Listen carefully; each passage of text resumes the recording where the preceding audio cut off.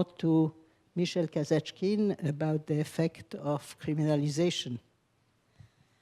Thank you very much, Ruth, and good morning, everyone. Thank you for coming and thank you for listening.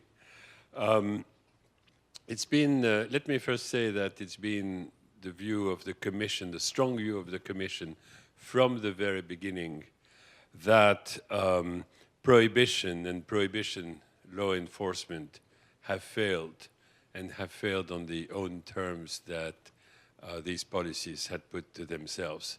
More drugs are produced, drugs are more easily available, cheaper, new drugs come every week on the market, and more drugs are used. And in addition to that, prohibition has generated a huge illegal market of several $100 billion that, as you know, threatens development, threatens security, fuels violence and corruption.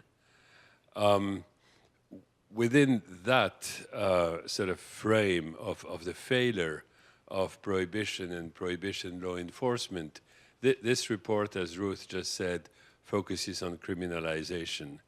And what I'd like to do is to briefly outline some of the harms of criminalizing drugs.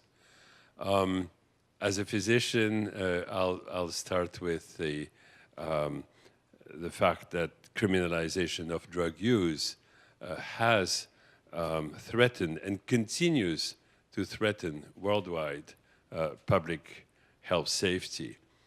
The fear of arrests, the fear of repression has really led people to hide, to go underground, to inject in unsafe conditions, and that has fueled the AIDS epidemic worldwide. It has fueled a hepatitis epidemic. It has significantly impacted on the risk of tuberculosis in many places of the world. Currently, 1 in 5 people who inject drugs worldwide is infected with HIV, the HIV virus, and 2 out of 3 with the hepatitis virus. In addition to that, repressive laws and criminalizations have prevented many states from putting in place what we know are the right things to do to prevent the harms from drug use. For example, harm reduction, needle exchange programs, or opioid substitute therapy. All of these are made difficult by legislation that itself rests on concepts of criminalization and prohibition. Criminalization is leading every day, everywhere in the world, to human rights abuses. As you've heard, of course, about the state-sanctioned murders in the Philippines, the death penalty that remains in a large number of states, detention centers in Asia, every day, everywhere. And of course, in most countries, and particularly here in the US, criminalization of drug use and possession has led to a wave of over-incarceration. For example, here I'm looking at the figures, the recent figures. Out of the 1.5 million people arrested in the US in 2015 for drug-related offenses, 83% were only about possession. Of the 650,000 arrests linked to marijuana law violations, 89% were only about use and possession.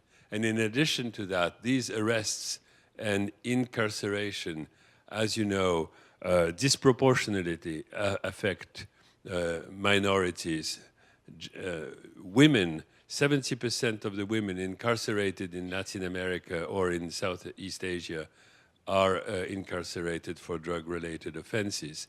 And in Europe, as in the US and everywhere, ethnic minorities and people economically vulnerable in the society are disproportionately arrested.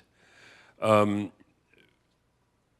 addition to that, as you would know, a criminal record is a huge impediment in life. It affects employment, housing, family life, education, exclusion from the rights of voting, driver's license.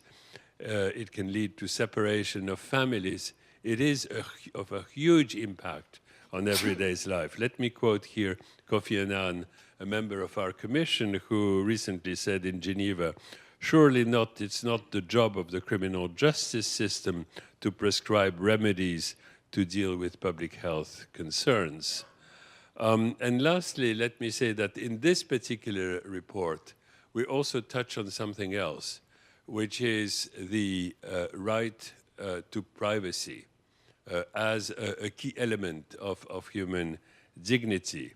A state should only interfere with an individual's private life if there are good reasons for that. If the state can demonstrate that that interference is for a legitimate aim, that it is proportionate, that it is necessary. Now, millions of people across the world use drugs without causing any harm to others. So criminalizing them is unnecessary, it's harmful, it's not proportional, and to us, it undermines the right to privacy and the right to human dignity and personal autonomy. So that's why, as a member of the Commission, of course, but as a physician who's really witnessed the AIDS epidemic among people who use drugs from the very beginning, I hadn't a second of hesitation in co-signing on this report. Thank you, Michel. Pavel, I think you made the two experience of criminalization and decriminalization, the consumption